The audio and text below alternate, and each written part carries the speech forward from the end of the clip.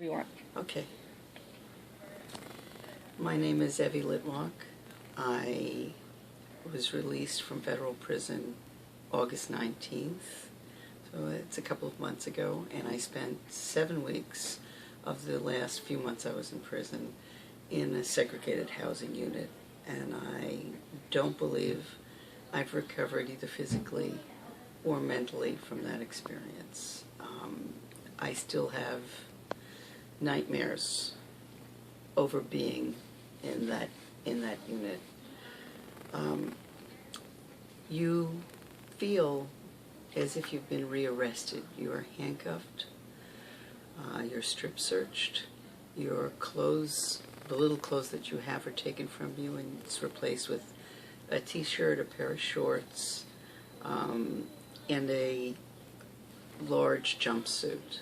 And you are living in quarters that are very difficult. First of all, it's freezing, and you're given one blanket. And if you're anemic like I am, and it's below 60 degrees, you just can't get warm. And you're forced to sleep in the few items, the t-shirt, the shorts, and the jumpsuit, which you wear all day. You have to sleep in it, and even if you sleep in it with the blanket, you are still freezing. And you're sleeping in a it's not only a confined quarter, but it's intentionally, and I feel sadistically uncomfortable. It's a metal, some kind of a metal bed with a mattress that's maybe an inch thick, and there's nothing in the mattress, so the mattress is just a cover for the bed. If you've got any kind of back issue, as I do, I'm 63 years old, and sleeping on that bed, when you wake up in the morning, you cannot straighten up. And the only place for you to sit in the room is either your bed or a desk, a very poor excuse for a desk, which is tiny, and a chair which can fit someone maybe from kindergarten. So an older person sitting on this kind of a desk can stay there maybe 10 minutes. And so it's physically torture. It's nothing short of torture to be stuck in a room for 23 out of 24 hours, and usually it's 24 out of 24 hours, and be that physically uncomfortable. You can stand, you can stretch, but you can't really move very much. So the physical handicaps of this room make it hard. In addition, the lights are turned on, and it's very high-powered fluorescent lights at 6 a.m. They're not turned off till 11 p.m. And if you have any kind of stress or you get any kind of headaches, those lights exacerbate it. So I found myself having migraines every day. The stress of living in that environment caused me to have a lot of medical problems. And with medical, they would walk in about breakfast time, 6 a.m., and would literally walk through the unit. And if they passed your door and you were not standing, dressed, and ready before they hit your door, then you were considered to have been seen by medical, because they walked by you, and yet you weren't seen. So it took days for me to get someone, and when I finally did, I reported vertigo, I reported migraines, I have heart disease, I needed my high blood pressure medication, I reported being sick from the food. When I did have the rare chance to have him write it down, in 7 weeks I never had a single follow-up, never saw a doctor, never saw a medical person. And in the middle of my stay there, I could tell the migraines were in part due to blood pressure. I felt my blood pressure was high. Begged them one weekend to check it. It was 200 over 100. And how many days I was at that level, which is a stroke level.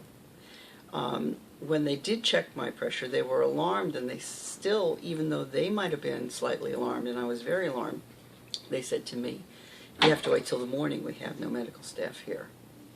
Why they didn't take me to a hospital immediately, I don't know, but medical personnel said to me, "You're worth more to us dead than alive. We get $75,000 if you die, and we don't have to deal with you." And I just forced myself to not respond because I didn't know whether or not he was being sadistic. And I let it go. And one of the things you learn in the SHU is to not let officers push your buttons, you cannot afford to react to anything because they're not going to help you. One of the most difficult and simple things in the SHU is you get one roll of toilet paper. When it runs out, you basically have to plead with them to give you another roll. And I had several surgeries, and I have stomach issues, and I have an ulcer, and the food was, which I'll get to in a minute, was very difficult for me to digest, and I was constantly worried about going to the bathroom. And to be at the mercy of correction officers for a roll of toilet paper is humiliating. And it also tells you, the bottom line is, they wait to give it to you.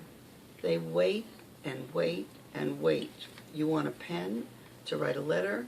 You can wait days. And what a pen is really just a refill, a small refill, which is painful to write with, and they run out right away. So you're dependent on correctional officers who no amount of training, not $100 million, could change character. And that's, for me, a big problem, because to train people where you don't have an assessment of if they're capable of being empathic is a waste of training. And I was in 2 prisons in the course of my life, and I never met a correctional officer who I would have called empathic or sympathetic. In fact, I found them very sadistic. When I was in segregated housing, I wanted to cry but didn't, because you can't cry in prison. All I kept thinking is, how could I be in America? How could I be in a country which would allow me to freeze, starve, have to go to the bathroom in front of another individual, have to take a shower because you don't get to take showers every day, so you have to shower in the sink. How could I be in a country where I didn't kill anybody, I didn't hit anybody, I didn't do anything except send an email that criticized an officer, and that gave me 7 weeks of punishment because I dared to say a corrections officer did something? How can I be in a country that would allow this to happen? And how can they allow, it's torture. Every minute in the SHU was torture. Not getting medication, not getting, and also you get an hour a day for 5 days, Monday through Friday, to go outside. Any excuse to cancel that hour was used. If it was too hot, if it was raining, if it was snowing, if it was the showers weren't done, or somebody was bad, so they're going to punish everybody else. We did not get that hour a day because it was too much work for them. So if they could cancel that 1 hour, they would. And the toughest part of being in solitary was Friday afternoon through Monday morning, when you had no possibility of going outside. It was deadly to try to keep your mind sane while you were sitting locked behind closed doors, and you didn't commit a second crime. So you had to, and it's not like they help you getting books or help you to use the law library, or you're permitted to visit. Isolation, they like it if you just sleep, and don't bother them. My mother, prior to me being incarcerated, said something to me that used to stand out in my mind, which was this. She said, I was 12 years old when I went to concentration camp. My mother's a Holocaust survivor. You're going to prison at age 60. She said, I think it's harder for you because you're 60 than it was for me because I was 12. And I said, Mom, that's not possible. You were in concentration camps. You were in concentration camps. You can't compare the two. After my experience in segregated housing, I would have to say my mother was right. Whoever designed the beds, the behind the locked doors, whoever came up with this has a mind that in this country it shouldn't happen. And whoever decided that torturing people would be useful on any level is completely mistaken. I will never get over the experience of having been in segregated housing. It will be with me for the rest of my life. And all I did was say that an officer might not have attended to someone. The retaliation and the payback and the ability to be accountable to no one by correctional officers should not be something used against people who are already deprived of their liberty like I was. We should not have to be punished twice.